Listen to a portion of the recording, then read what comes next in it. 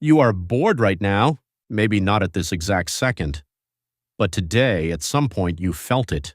That low, restless hum, that feeling of not wanting to do what you are doing but not knowing what else to do instead. You probably picked up your phone, or opened a new tab, or just sat there, itching. You thought it meant nothing, a minor inconvenience, a gap to fill. But the real answer is far stranger. That feeling you hate, that hollow, crawling discomfort, is one of the most sophisticated survival mechanisms your brain has ever developed. And the fact that you find it unbearable is not a flaw, it is the whole point. Let's go back, way back.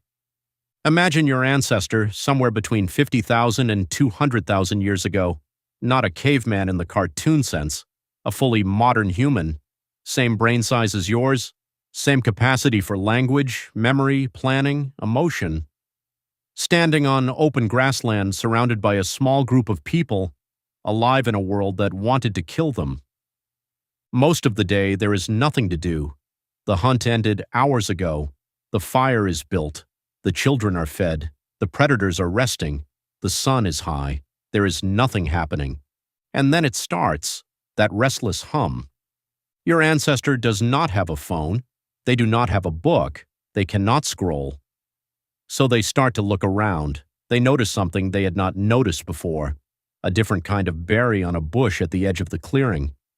A strange stone near the riverbank. A shift in the behavior of a bird overhead.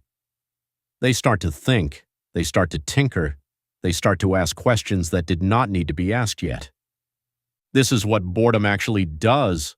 It is not an absence of something. It is a signal, a push. Your nervous system saying, quietly but insistently, there is something more useful you could be doing. Go find it. Dr. Sandy Mann, a psychologist at the University of Central Lancashire who has studied boredom extensively, describes it as a search for neural stimulation when the current environment is not providing enough. In her research, she found that people who were allowed to experience boredom before a creative task consistently performed better on that task than people who went straight to it without the restless waiting period in between.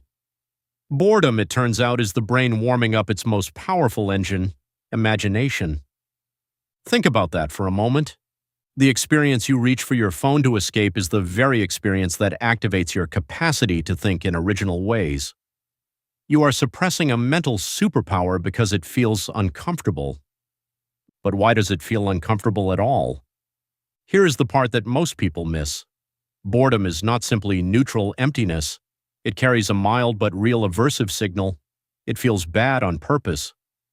Researchers Timothy Wilson and Daniel Gilbert at Harvard ran a series of experiments that became famous for one specific finding.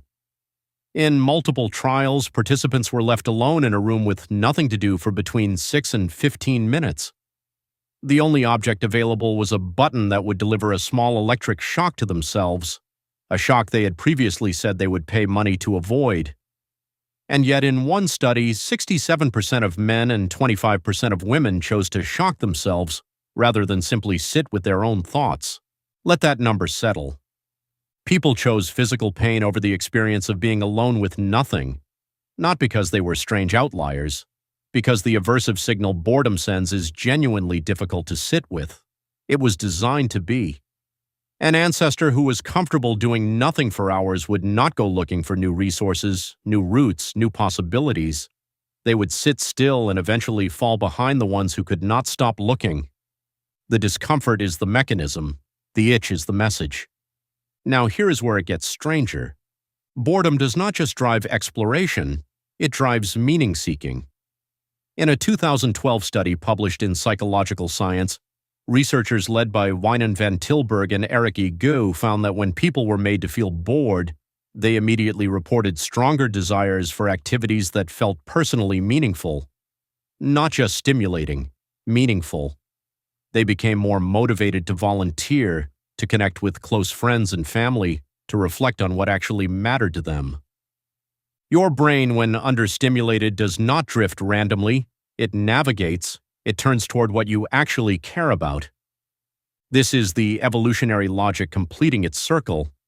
A brain that is pushed by boredom toward exploration will eventually encounter things that are genuinely significant. Resources, dangers, opportunities, relationships, and when it finds them, it locks on. Boredom is the force that keeps your attention from staying stuck on what is comfortable and familiar. It is a searching engine that never fully turns off. The problem is what you have done with it.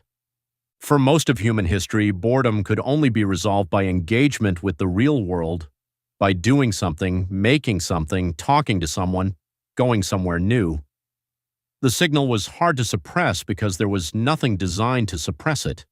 There was no button you could press that would flood your brain with enough stimulation to make the restless feeling stop without actually resolving it.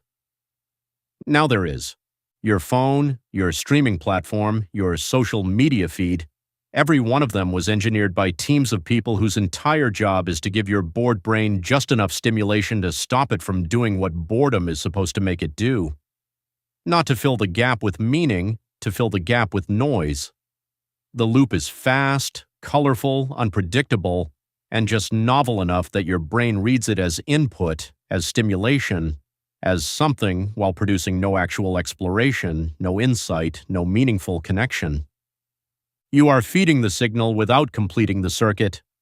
Mihaly Csikszentmihalyi, the psychologist who spent decades studying states of deep focus and engagement, called the ideal mental state flow. A complete absorption in a challenging, meaningful task. He found that flow almost never emerges from passive consumption. It emerges from active engagement with something that pushes just slightly beyond your current skill.